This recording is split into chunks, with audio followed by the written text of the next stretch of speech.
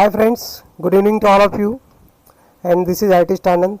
Now we are going to discuss about some MCQ objective questions which are related to the railway establishment rules. In this video we are discussing 34 objective questions which are coming from different various chapters such as recruitment, seniority and past PTOs and other type of chapters.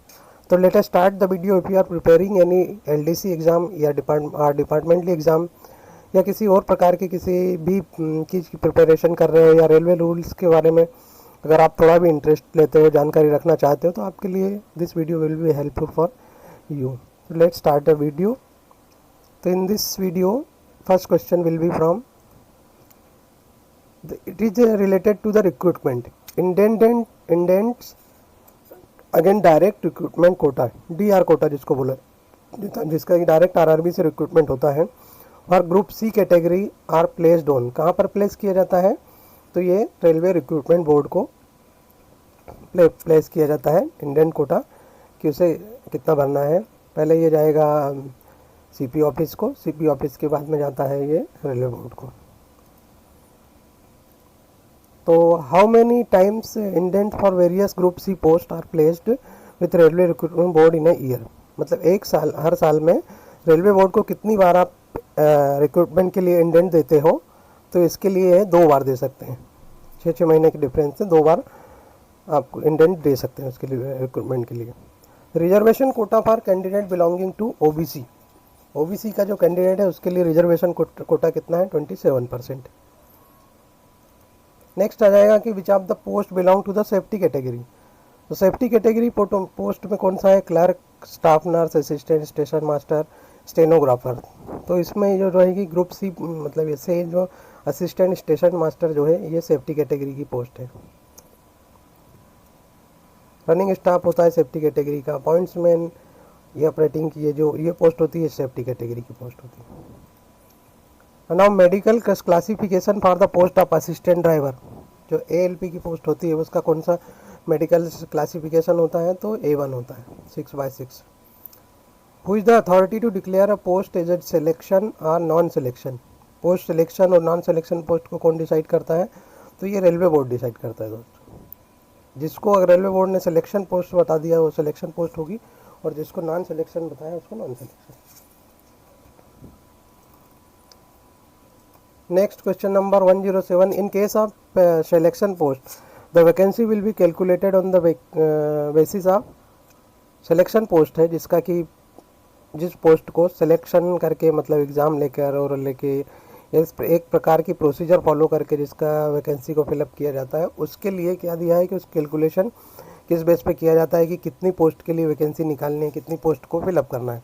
तो उसके लिए देखा जाएगा कि already कितनी vacancy चल रही है उस कैडर में, उस पोस्ट के लिए एंटीसिपेटेड आगे होने वाली सॉरी जो वैकेंसीज रहेगी उसका, और रिजल्टेंट वैकेंसी. अगर मान लो कोई एम्प्लॉय वहाँ पर जो उस पोस्ट पर है, अगर वो उसका कहीं और सिलेक्शन हो जाता है या रिटायर होने वाला होता है, तो उस कंडीशन में उसको रिजल्टेंट वैकेंसी मान के और उसको ये तीनों टाइप की जो वैकेंसीज को कैलकुलेट किया जाता है.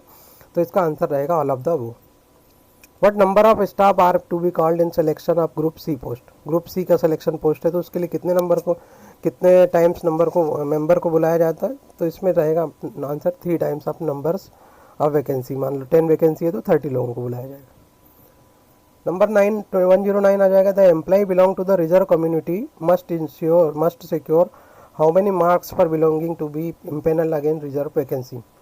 कोई रिजर्व पोस्ट की वैकेंसी है, मान लो SC ST के कैंडिडेट के लिए कोई वैकेंसी है, और उसके लिए जो एम्प्लॉय एग्ज़ाम में बैठे हैं डेफिनेटली वो उसी कैटेगरी के रहेंगे. तो उन लोगों का जो जब सिलेक्शन होगा तो उनको कितने % मार्क्स लाने के लिए, एलिजिबिलिटी के लिए कितने % मार्क्स लाना पड़ेगा?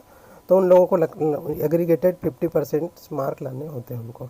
एग्रीगेटेड का मतलब हो जाता है कि सारे CR APR जो इंटरव्यू जो भी प्रोसेस में जो भी मार्क्स, जहाँ पर भी जिस प्रकार भी मार्क्स का डिस्ट्रीब्यूशन है उसमें 50% सभी का 50% से ऊपर होना चाहिए. सब मिलाकर 50% से ऊपर जाना चाहिए. नेक्स्ट आ जाएगा फैमिली मीन्स. फैमिली का मतलब क्या होता है? ये पास जो रूल है उसके हिसाब से ये फैमिली का मतलब हो जाता है, फैमिली में आएगा husband, wife, son, step son अगर है तो जो सौतेला लड़का वो under the age of 21 year, 21 year से कम है अगर लड़के की तो वो उस फैमिली में रहेगा। एंड होली डिपेंडेंट या फिर ऐसा कोई लड़का या फिर वो जो कम्प्लीटली डिपेंडेंट हो, मतलब कुछ कर नहीं रहा होगा, है ना।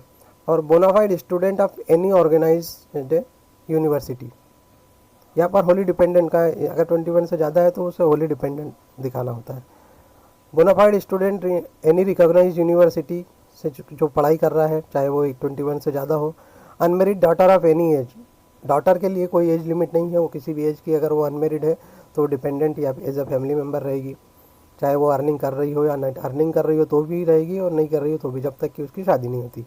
डिपेंडेंट विडो डॉटर, शादी हुई, शादी के बाद में विडो हो गई वो, और वो फैमिली पे डिपेंड है तो उसको जो है फैमिली में माना जाएगा। और रेलवे डॉक्टर सर्टिफाई कर दे कि इनवैलिड सन, कोई लड़का जिसकी एज किसी भी एज का हो, अगर रेलवे डॉक्टर उसको इनवैलिड कर दे, मतलब अशक्त कर दे कि वो किसी प्रकार के काम के लायक नहीं है, तो उसको जो है फैमिली में इंक्लूड किया जाएगा। तो इसका आंसर रहेगा A. How many sets of school passes to railway employ, railway employ को कितने स्कूल पास मिलते हैं? तो 3 स्कूल पास मिलते, 3 सेट पर ईयर मिलते हैं। मैक्सिमम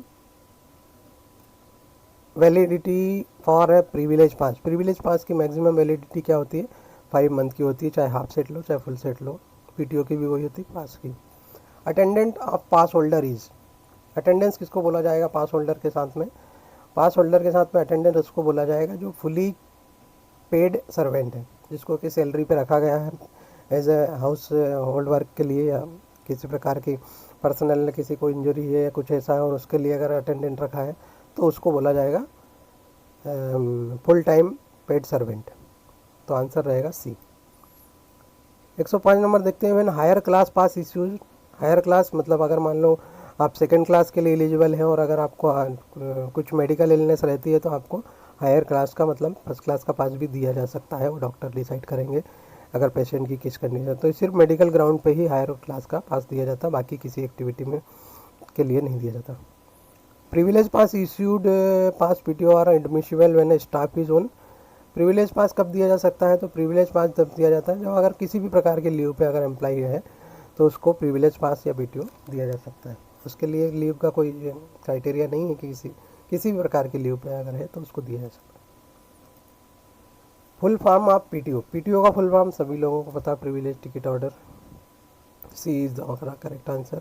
सेट मीन, सेट का मतलब क्या हो जाता है? 1 सेट, 2 सेट, 3 सेट, जो बोला जाता है कि 3 सेट पास मिलेंगे तो 4 सेट पीटीओ। तो इस सेट का मतलब हो जाता है कि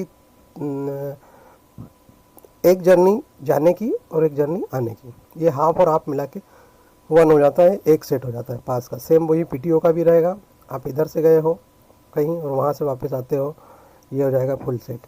अगर आपको 2 रूट पे अलग अलग सिर्फ जाने का लेना है तो आप एक रूट पे इधर चले गए, दूसरे रूट पे यहाँ से इधर चले गए, तो ये अलग अलग हाफ हाफ पास में चले गए। वापस आने का आप अगर लेते हैं तो ठीक, नहीं तो हाफ हाफ में हो जाएगा। तो ये रहेगा आउटवर्ड जर्नी और रिटर्न जर्नी, इसको बोला जाएगा फुल सेट। और हाफ सेट में आप सिर्फ एक ही डायरेक्शन में। How much service minimum required for post retirement complimentary pass, post retirement होने के बाद जो पोस्ट रिटायरमेंट कम्प्लीमेंट्री पासेस दिए जाते हैं वो कितनी, उसके लिए मिनिमम सर्विस क्या होना चाहिए? उसके लिए 20 ईयर सर्विस होना चाहिए कम से कम।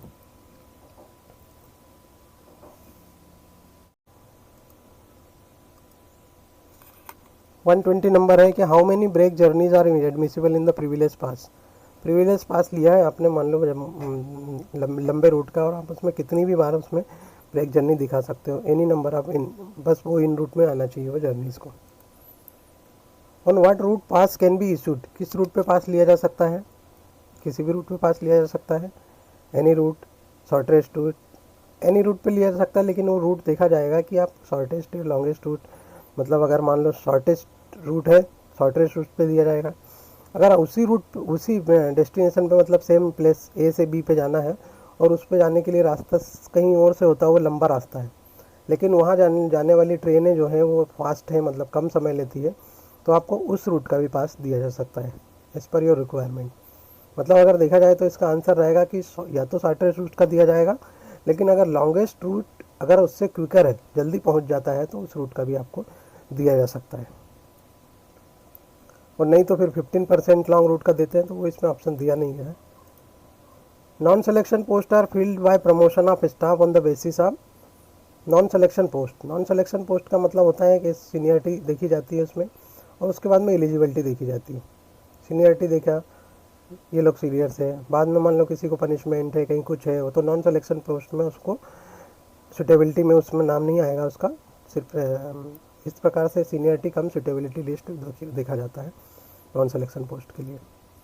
123 में देखते हैं, what period of service in the lower grade is required for promotion in group C post. Non safety category के लिए कितनी सर्विस होना चाहिए, तो इसका आंसर है 2 साल की सर्विस होना चाहिए। Modified suitability will be held on the basis of. Suitability जो बनेगी, रिटर्न टेस्ट हो गया, रिटर्न टेस्ट के बाद में और भी चीज़ें देखी जाएगी कि उसमें उसके बाद सुटेबिलिटी निकाली जाएगी, तो उसमें ये जो रहेगी रिटर्न टेस्ट का जो मार्क्स रहेंगे उसकी सुटेबिलिटी रहेगी, है ना। उसके बाद में फिर देखा जाएगा कि सर्विस रिकॉर्ड क्या है, कॉन्फिडेंशियल रिपोर्ट क्या है, उसके हिसाब से फिर उसकी मतलब सुटेबिलिटी को मॉडिफाई किया जाता है। जिसका अगर दोनों के मार्क्स बराबर हैं, और तो उसमें देखा जाएगा सर्विस रिकॉर्ड पे किस किस के मार्क के हिसाब से उसको आगे उसकी मेरिट बनाई जाएगी। कॉन्फिडेंशियल रिपोर्ट देखी जाएगी, APR देखा जाएगा कि इसका किस ग्रेड का है, तो इसका आंसर रहेगा D। 125 में देख लेते हैं, the probationer recruited in the 9 organise sector. जो ऑर्गेनाइज रेलवे सर्विसेज हैं उनमें shall undergo sandwich type of training. उसमें सैंडविच टाइप ऑफ ट्रेनिंग होती है फॉर अ पीरियड ऑफ, ये 2 साल की पीरियड 2 साल का पीरियड होता है, जो कि UPSC से ग्रुप A सर्विसेज के लिए आते हैं, जो कि 9 ऑर्गेनाइज सर्विसेज हैं रेलवे में। इन 9 ऑर्गेनाइज सर्विसेज के सभी के इंस्टीट्यूट कहाँ पर हैं और किस जगह में किसकी ट्रेनिंग होती है, उसके बारे में मैंने एक अलग से डेडिकेटेड वीडियो बनाई है, जिसमें कि इन सभी ऑर्गेनाइज सेक्टर्स के बारे में, सर्विसेज के बारे में डिटेल से बताया है, कहाँ कहाँ पर किसका ट्रेनिंग सेंटर है, किस नाम से है, उसका शॉर्ट फॉर्म सारी चीज़ें बताई है। तो अगर आप चाहते हैं तो उसको वीडियो को देख लेंगे तो सारी चीज़ें क्लियर हो जाएगी। वीडियो टेस्ट में जाके देख लेंगे, उसमें समझ में आ जाएगा। तो ये 2 साल का पीरियड होता है प्रोफेशनल्स के लिए, सैंडविच टाइप ट्रेनिंग होती है। Institutional monitoring of professional training for Indian services of engineering situated at Indian railway services of engineering. तो ये जो Indian railway services of engineering actually ये सिविल इंजीनियरिंग का है, तो इसके लिए इसका जो सेंटर है ये रहेगा, ये IRSC का इंजीनियरिंग का ये रहेगा पुणे में। नासिक में होता है इलेक्ट्रिकल का, वडोदरा में पर्सनल और अकाउंट का है, सिकंदराबाद में SNT का है। तो institute monitoring for professional training for Indian railway services electrical engineering का, जैसा अभी मैंने बताया कि नासिक में इसको बोलता है इरिशन बोलते हैं, इरिन IREEN इरिन नासिक में है। और institution monitoring of professional training Indian railway services signal and engineering services of signal engineering SSC situated in, ये सिकंदराबाद में है। S for signal, S for Secunderabad. अब देखते हैं institute monitoring for professional training Indian railway services for mechanical engineering. Mechanical के लिए आ जाता है जमालपुर, और साथ ही साथ graduate and both engineering graduate and as well as professional special class railway apprentice situated at Jamalpur and Kharagpur. यह आ जाएगा professional all service Indian railway service undergo 2 year professional training as schedule of training let down by the. तो ये जो इनका sandwich type का जो training का प्रोग्राम होता है, उसको जो है उसमें जो मेडिकल सर्विसेज को छोड़कर बाकी जो 8 टाइप की सर्विसेज हैं उनके लिए जो ट्रेनिंग का प्रोग्राम बनाते हैं वो कौन बनाता है, इसका मतलब ये कि उस किसके आधार पर उनका ट्रेनिंग का प्रोग्राम बनाया जाता है। तो इसमें दोस्तों, इसमें मेरे को थोड़ा सा एक डाउट ये जा रहा है कि या तो स्टाफ कॉलेज बड़ोदरा बनाता है या मिनिस्ट्री ऑफ रेलवे, इसमें थोड़ा सा मुझे डाउट है। फिर भी चांस मिनिस्ट्री ऑफ रेलवे के ही हैं, पर अगर कहीं इसका आंसर किसी को मिलता है तो प्लीज़ मुझे कमेंट करके बताना कि इसमें स्टाफ कॉलेज आएगा या मिनिस्ट्री ऑफ रेलवे। जहाँ तक मेरे ख्याल से मिनिस्ट्री ऑफ रेलवे आएगा, लेकिन मैंने ये कहीं ऐसा ऑन पेपर पढ़ा नहीं है, इसलिए मैं इसे डाउट दिखा रहा हूँ। अब देख लें तो 131 में कि the nomenclature of zonal training centre rename. Zonal training centre का रीनेम क्या किया गया है, तो ZRTI नाम रखा गया है, zonal railway training institute. A answer रहेगा करेक्ट, सॉरी ए नहीं, zonal railway training institute B answer is correct. 132 में pre selection coaching should be important for SC ST candidates in selection for a period of.